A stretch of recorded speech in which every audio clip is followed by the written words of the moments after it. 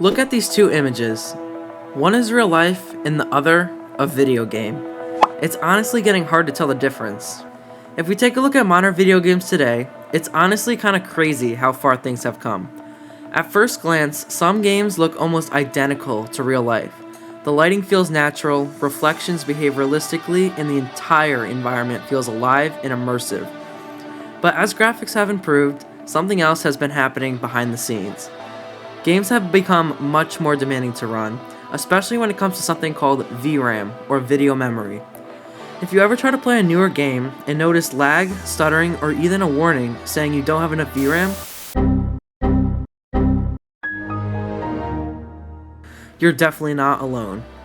Over the past decade, the amount of VRAM required to run modern games has increased significantly. So that raises an important question. Are video games becoming too demanding? And if so, why? In this video, I'm going to explore that question by focusing on one of the most iconic game series of all times, Grand Theft Auto.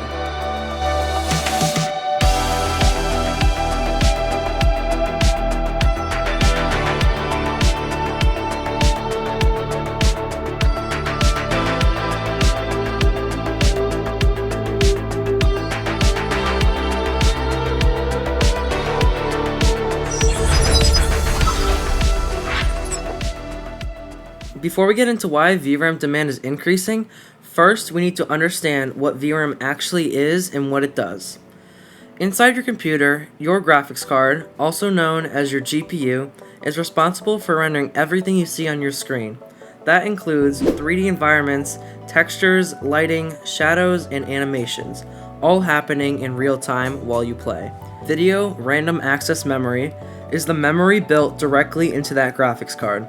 It stores all the visual data the GPU needs quick access to while running a game. When you launch a game, your system pulls data from storage and loads it into VRAM, so the GPU can access it instantly.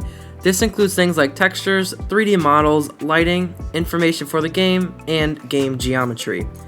For example, imagine you're playing GTA 5 and driving through the city. In that moment, your GPU needs immediate access to buildings, roads, cars, pedestrians, lighting, and reflections all at the same time. VRAM is what holds all that information so it can be processed quickly. If there isn't enough VRAM available, the system starts to struggle. You might see frame drops, stuttering, textures popping in late, or even game crashes. In some cases, the game may not run properly at all. That is why VRAM is such an important part of the gaming performance. It's not just about how powerful your GPU is, but also how much memory it has to handle all the visual data being processed. To understand why VRAM demand has increased so much, we need to look at how video games themselves has evolved. Back in the late 1980s and early 1990s, video games were much simpler. Most games were two-dimensional with small environments and limited detail. Because of this, they required very little memory to run.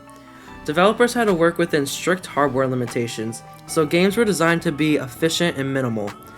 This is easy to see in the early Grand Theft Auto games. The original GTA and GTA 2 used a top-down 2D perspective. The environments were simple, and there wasn't a lot of visual detail to process. But everything changed when games transitioned to 3D. When GTA 3 released in 2001, it introduced a fully 3D open world. Instead of looking down at a map, players were now inside the city, exploring it from a third-person perspective. This meant the game had to render depth, perspective, characters, vehicles, and the environment all at once.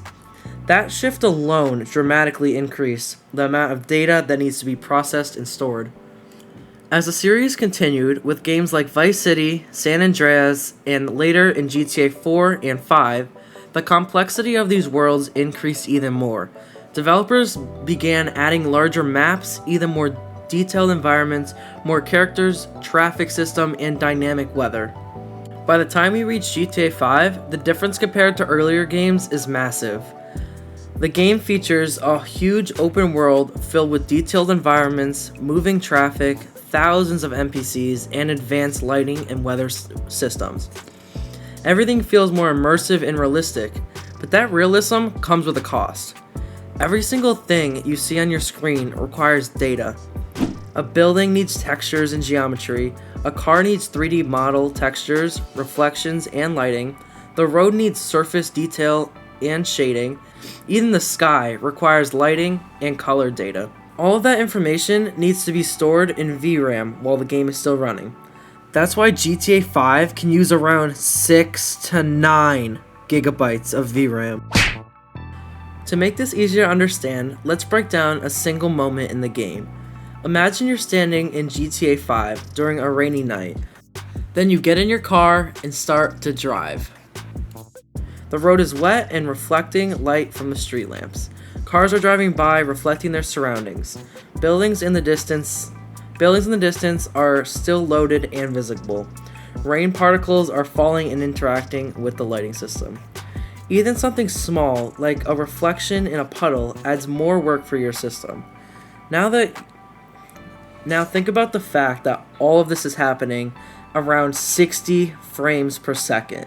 That means your GPU is processing all this visual data over and over again every second.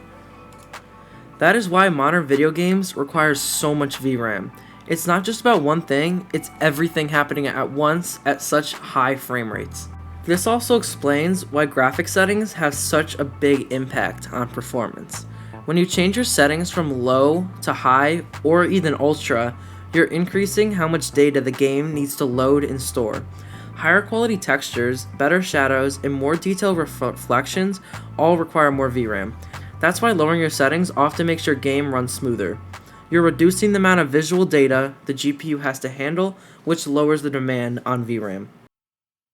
One of the biggest reasons why VRAM demands have increased in recent years is ray tracing. Ray tracing is a lighting technique that simulates how light behaves in real life. Instead of using simple lighting methods, the game calculates how light rays bounce off of everything in the environment.